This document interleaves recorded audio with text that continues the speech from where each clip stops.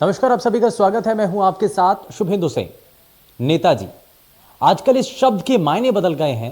किसी जमाने में जिस व्यक्ति को नेताजी कहा जाता था, वो अंग्रेजों पर अकेले ही बरस पड़ते थे। जहां एक और देश अहिंसा के हथियार से अंग्रेजों से लड़ रहा था, तो वहीं हजारों सैनिकों के साथ एक नेताजी ही थे, जिन्होंने अंग्रेजों को यह एहसास दिलाया था कि भारत अगर चाहे तो अंग्रेजों को उन्हीं के तरीके से आप उनको शिकस्त दे सकता है। आज नेताजी की 126वीं जयंती है और अब यह दिन पराक्रम दिवस के रूप में मनाया जाएगा। और पीएम मोदी से लेकर के सीएम शिवराज तक सभी नेताओं ने नेताजी को आज नमन किया है। और मध्य प्रदेश के जबलपुर से नेताजी का गहरा नाता रहा है। इतिहासकार इस बारे में क्या कह रहे हैं, जरा वो आप देखिए।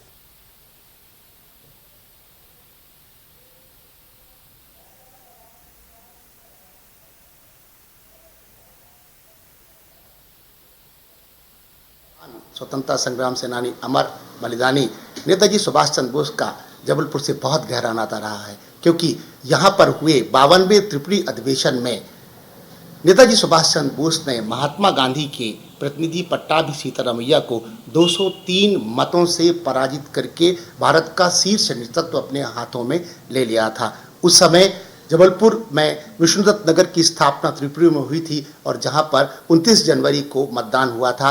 और 29 जनवरी के मतदान ने सारी जितनी कांग्रेस और सारे उनके प्रतिनिधि और गांधी जी एक तरफ थे और नेताजी सुभाष चंद्र एक तरफ थे, लेकिन युवा तरुणाई जो थी उसने पूरे भारतवर्ष में जबलपुर में आकर जब मतदान किया तो नेताजी सुभाष चंद्र बोस के पक्ष में मतदान किया था। और गांधी जी ने स्वयं स्वीकार किया कि पट्टाभी की हार से मेरी हार ज़्यादा है, यह सार्वजनिक रूप से उन्होंने स्वीकार किया था।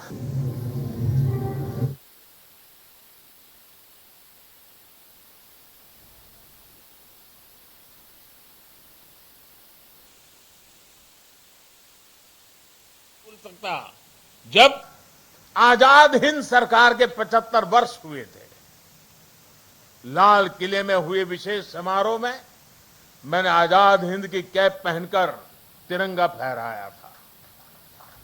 वो पल अद्भुत था, वो पल अविस्मरणीय है। मुझे खुशी है कि लाल किले में ही आजाद हिंद फौज से जुड़े एक स्मारक पर भी काम किया जा रहा है।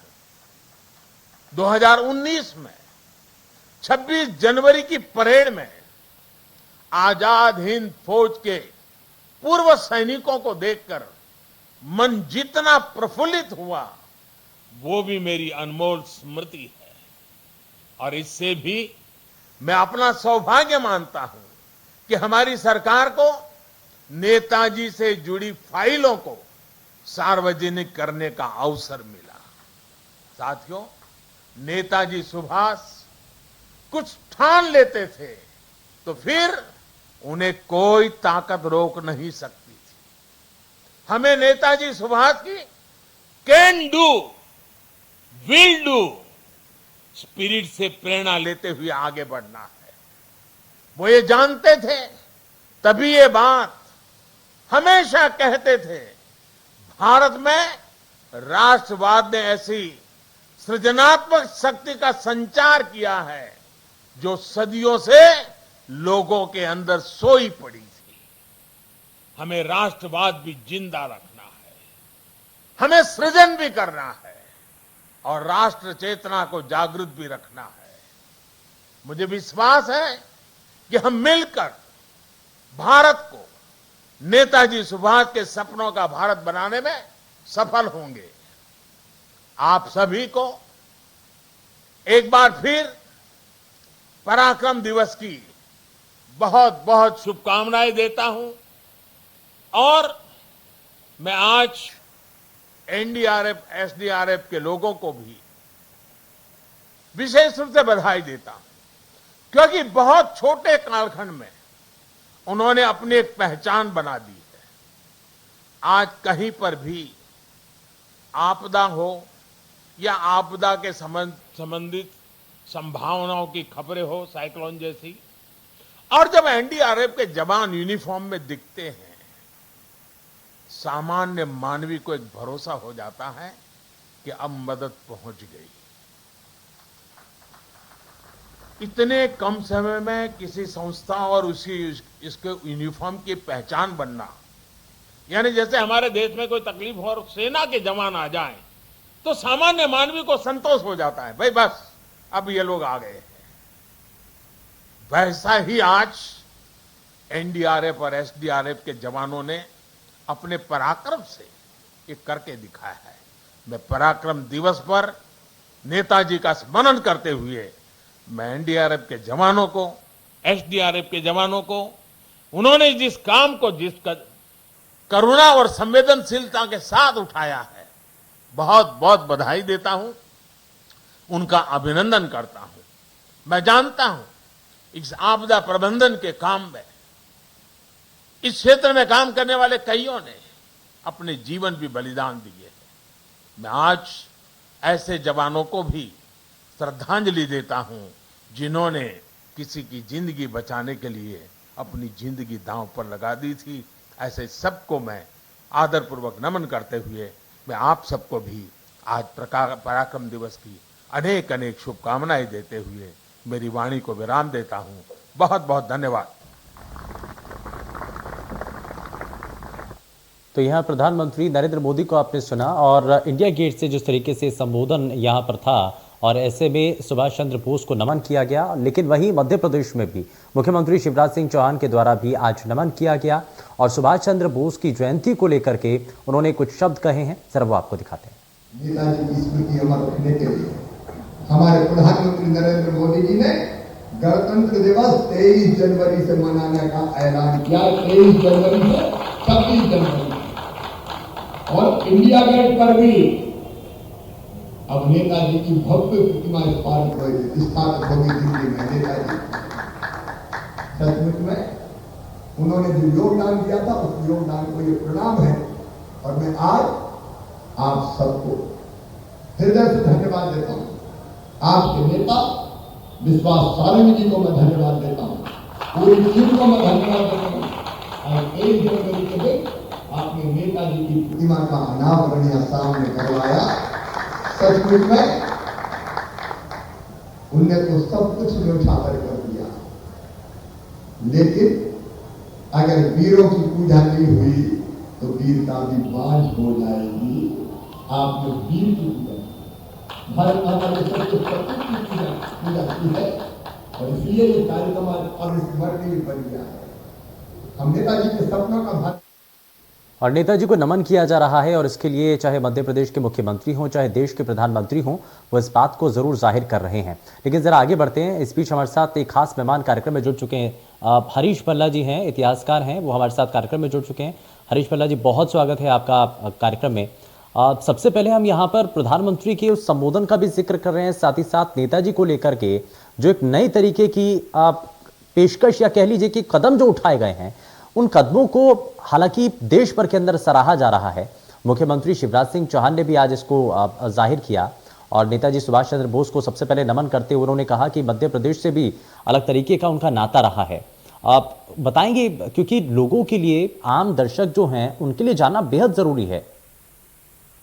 मध्य प्रदेश का नेताजी से सच में बहुत वास्ता रहा और कांग्रेस जो उसने देश की दिशा बदली।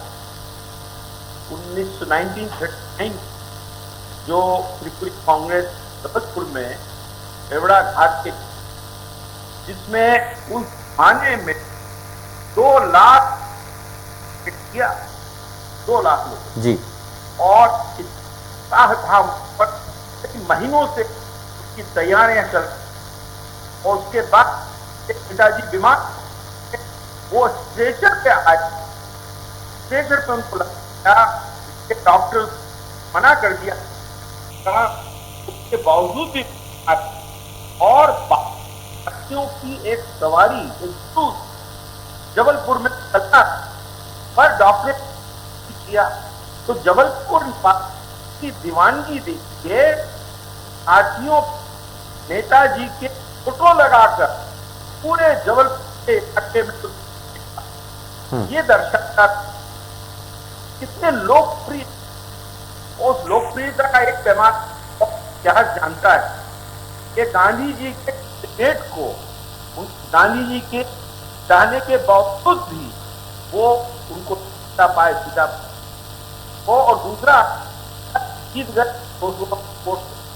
और इसके बाद भारत के स्वतंत्रता से और उनकी जो एक हिम्मत थी वो बढ़। तो नेताजी में तुम मुझे खून दो, मैं तुम्हें आजादी। हाँ।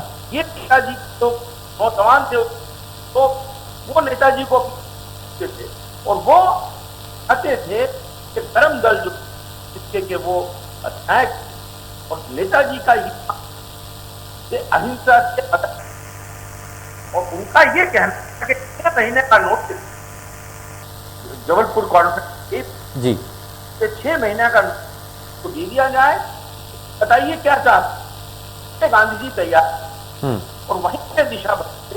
उसके बाद वो क्योंकि नेताजी का जीत और ये बात नेताजी ने किया और कांग्रेस ने फॉरवर्ड ब्लॉक नहीं बनाया गया, इसके अंदर लेफ्टिस्ट ये सब कुछ जबरदस्त। इसलिए मध्य प्रदेश को मध्य प्रदेश के को बड़ा गर्व है कि भारत के इतिहास में हमारा भी कुछ। हाँ, इसमें सबसे महत्वपूर्ण चीज़ ये भी है सर, आप एक चीज़ और भी जानना चाहते हैं कि जिस भारत को वो अपने सपनों में जिसकी परिकल्पना करते थे, क्या वो भारत जिसमें एक सूत्र में पिरो करके वो देखना चाहते थे भारत को, आज उसमें कुछ हद तक और कदम उठाने की ज़रूरत है, कुछ कदम आगे बढ़ाने की ज़रूरत है?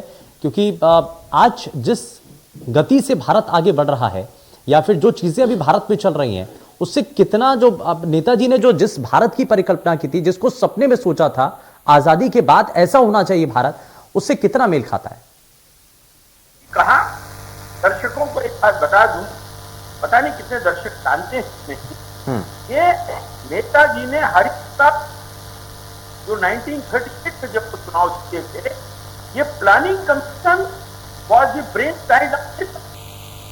सुनिए 1938 में नेताजी ने कहा कि हमें भारत का करना चाहिए, ये प्लानिंग कमीशन का पूरा जो सपना नेताजी का और सच में दूसरा था जो कि बाद में वो सपना सच में हमें खुशी है। हाँ। प्रेजेंट सरकार है उन सपनों को पूरा कर बिल्कुल, और उन्हीं सपनों को पूरा करने के लिए मौजूदा वक्त की सरकार भी आगे उसी पर कदम बढ़ा रही है। मैं वापस लौटता हूं हरीश बल्ला जी आपके पास, लेकिन स्पीच जरा अपने दर्शकों के लिए, क्योंकि मध्य प्रदेश में मुख्यमंत्री शिवराज सिंह चौहान के द्वारा भी जिस तरीके से अपनी बातों को रखा गया और नेताजी सुभाष चंद्र बोस को नमन किया गया, इस दौरान कुछ अन्य विषयों को लेकर के भी अपनी बातें रखी गई हैं। क्या कहा गया है, जरा वो आपको दिखाते हैं। नेताजी की स्मृति अमर रखने के लिए हमारे प्रधानमंत्री नरेंद्र मोदी जी ने गणतंत्र दिवस 23 जनवरी से मनाने का ऐलान किया। 23 जनवरी से 26 जनवरी और इंडिया गेट पर भी अब नेताजी की भव्य प्रतिमा स्थापित होगी दिल्ली में। नेताजी सचमुच में उन्होंने जो योगदान दिया था उस योगदान को ये प्रणाम है और मैं आज आप सबको हृदय से धन्यवाद देता हूं। आपके नेता विश्वास सारंगी जी को मैं धन्यवाद देता हूँ, पूरी टीम को मैं धन्यवाद देता हूँ।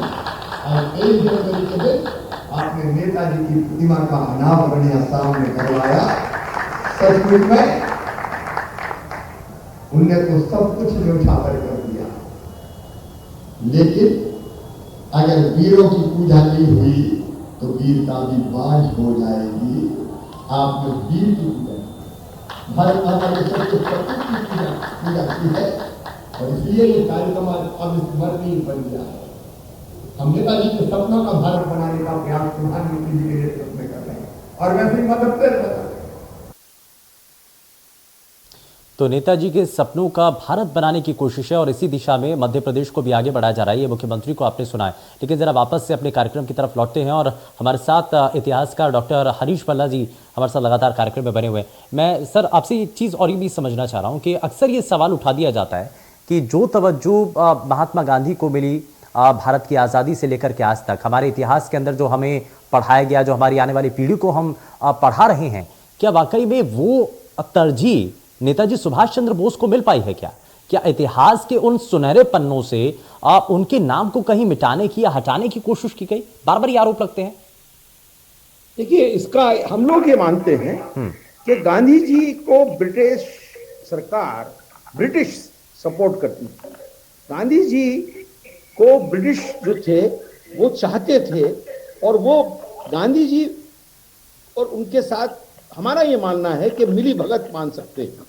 पर नेताजी बहुत ही स्ट्रेट आदमी थे और वो कोई भी कॉम्प्रोमाइज फार्मूला नहीं चाहते थे। हरिपुरा में भी और त्रिपुरी कॉन्फ्रेंस में भी ये बात हुई थी कि हमें कोई भी कॉम्प्रोमाइज फार्मूला नहीं चाहिए। गांधी जी कॉम्प्रोमाइज चाहते थे जो ब्रिटिश को सूट करता था। और एक और बात नेताजी की मैं आपको कहूं कि नेताजी के बारे में एक बात और कहें कि वो हिटलर से मिले थे। लोग कहते हैं वो हिटलर से जाके मिले, और हिटलर से उन्होंने क्या कहा था कि एक बात सुन लीजिए, आप जर्मन जो हैं हिंदुस्तानियों की काफी बेइज्जती करते हैं, हिंदुस्तानियों को थोड़ा सा नीची निगाह से देखते हैं, वो बंद करिए। दिस वाज नेताजी, जो कि हिटलर को उस जमाने में जाकर ये कहने का दम रखते थे। दूसरा, Gandhi ji was always suppose, हम लोग हिस्ट्री वाले भी मानते हैं और दूसरे लोग भी ये मानते हैं कि गांधी जी का एक इनडायरेक्ट या अंडरस्टैंडिंग थी ब्रिटिश के साथ। ब्रिटिश को वो सूट करते थे क्योंकि वो अहिंसा की बात करते थे, और नेताजी हिंसा की बात नहीं करते थे। वो ये कहते थे कि अहिंसा से कोई आजादी नहीं मिलेगी। तभी उन्होंने आईएनए बनाई, तभी उन्होंने जाके जापान से हाथ मिलाया, तभी उन्होंने जाके मलाया और बर्मा से जाके युद्ध चालू किया। और ये मानना है हम लोगों का कि ब्रिटिश महात्मा गांधी की अहिंसा से नहीं गए। वो उनको लग गया कि अब नेताजी जैसे लोग आ गए हैं, और इसीलिए ये माना जाता है कि नेताजी को मरवाने में ब्रिटिश सरकार का बहुत बड़ा हाथ भी था। आप इस पे मैं सर आपसे एक चीज और भी समझना चाह रहा हूं कि आईएनए को लेकर के आप जिक्र कर रहे हैं, आप उस संगठन को, जो देशव्यापी संगठन था, न सिर्फ भारत में था बल्कि दुनिया के कई देशों के अंदर था, और खास करके भारत के जो पड़ोसी देश है वहां तक उनका ये संगठन बना हुआ था। लेकिन एकाएक नेताजी के जाने के बाद उस संगठन को लेकर के किसी तरीके की कोई चर्चाएं ना आना, ये बहुत सारी चीजें, क्योंकि उनकी जिस तरीके से मृत्यु होती है उसको लेकर के सवाल खड़े होना, ये आज भी एक रहस्यमय तरीका, ये कहा जा रहा है कि इस पे अभी तक पर्दा डाला हुआ है, इसका अभी तक तथ्य सामने कुछ नहीं आ पाया है। ठीक कहा, पर हम लोग जिस पीढ़ी के हैं, हाँ। हमारा आज भी ये मानना है, हम लोग एक वो जो मिस्टिक जो कहेंगे, या एक वो नेता जिसके बारे में हम सोच ही नहीं सकते वो मर सकता है। हमारी पीढ़ी तो ये मानती ही नहीं कि नेताजी मर गए हैं। हम तो आज भी सोचते हैं कि नेताजी जिंदा है। बिल्कुल। दूसरा, जो आपने आईएनए का कहा, आईएनए में उन्होंने उनको भर्ती किया जो प्रिजनर ऑफ वॉर थे। प्रिजनर ऑफ वॉर जितने थे उनको उन्होंने आईएनए में भर्ती किया। आजादी मिलने के बाद जो आपने एक प्रश्न पूछा उसका जवाब है ये, भारत सरकार ने उनको वो इज्जत नहीं दी, वो जगह नहीं दी जो वो डिजर्व करते थे। वो लोग भारत के खिलाफ नहीं थे, वो ब्रिटेन के खिलाफ थे। पर जनरल करियप्पा जब फील्ड मार्शल करियप्पा बने, और उसके बाद में जो फौज आई, फौज के कमांडर्स आए, उन्होंने आईएनए के सिपाहियों को रेगुलर आर्मी के अंदर भर्ती करने से इनकार कर दिया। उन्होंने वही मानसिकता दिखाई कि जो ब्रिटिश के खिलाफ थे, वो उनको उन्होंने वो दिखाया कि वो इंडियंस के खिलाफ है। That was a very wrong move. Indian INA के सिपाहियों और अफसरों को भारत सरकार को पूरी इज्जत देके अपनी आर्मी या फौज के अंदर सम्मिलित कर लेना चाहिए था, जो उनके साथ नहीं हुआ। और क्योंकि मध्य प्रदेश में ही आपने नाम सुना होगा, कैप्टन ढिल्लन भी हमारे मध्य प्रदेश के थे, जो उनके खास साथियों में से थे, शिवपुरी के थे। उनसे हमारी मुलाकातें भी हुई। हमारे वो एनसीसी ऑफिसर होते थे, तब उनसे ऐसी बातें सुनते थे और उनसे काफी इंटरेक्शन भी करते थे। उनको भी बड़ा दर्द था कि हमको हिंदुस्तानी सरकार ने वो इज्जत नहीं दी, हमने देश के लिए मर मिटे, पर जब आजादी के बाद हमको वो जगह नहीं मिली। इसमें तो ये बिल्कुल ही गलत हुआ उन लोगों के साथ। आईएनए की जो फौज थी, नेताजी ने जो खड़ी की थी, उनके मरने के बाद उनको वो जगह नहीं मिली जो मिलनी चाहिए थी। बिल्कुल, एक दर्द, एक पीड़ा जरूर है, लेकिन अब बदलाव का समय भी है और बदलाव देखा भी जा रहा है। खैर, बहुत शुक्रिया हरीश पल्ला जी, आप हमारे साथ जुड़े कार्यक्रम में, अपना कीमती समय आपने दिया, लेकिन नेताजी के बारे में समझना आज की पीढ़ी के लिए बड़ा ज़रूरी है कि कितना लंबा संघर्ष उनका रहा है। और आईएनए से लेकर के तुम मुझे खून दो मैं तुम्हें आज़ादी दूंगा, इस नारे के साथ सार्थक होता हुआ जब भारत की आज़ादी को उन्होंने देखा होगा स्वप्न में, जिस सपने को उन्होंने देखा आज वो सपना साकार होता हुआ जा रहा है। लेकिन साथ ही साथ उनके गुमनाम नाम को लेकर, क्योंकि इतिहास के अंदर बड़ी चर्चाएं होती हैं कि उनके नाम को जो तवज्जो इतिहास के अंदर मिलनी चाहिए थी शायद वो उतनी नहीं मिल पाई है। लेकिन अब परिपाटी बदलती हुई नजर आ रही है। लेकिन देखना होगा कि कब तक पूरी तरीके से लोगों के बीच में भी, क्योंकि जब मूर्ति का अनावरण किया गया है तो जाहिर तौर पर लोगों के मन में भी उम्मीद है कि और भी ज्यादा इसी तरीके से नेताजी का नाम देश भर के अंदर सामने आए। पेशकश में फिलहाल के लिए बस उतना ही। नमस्कार।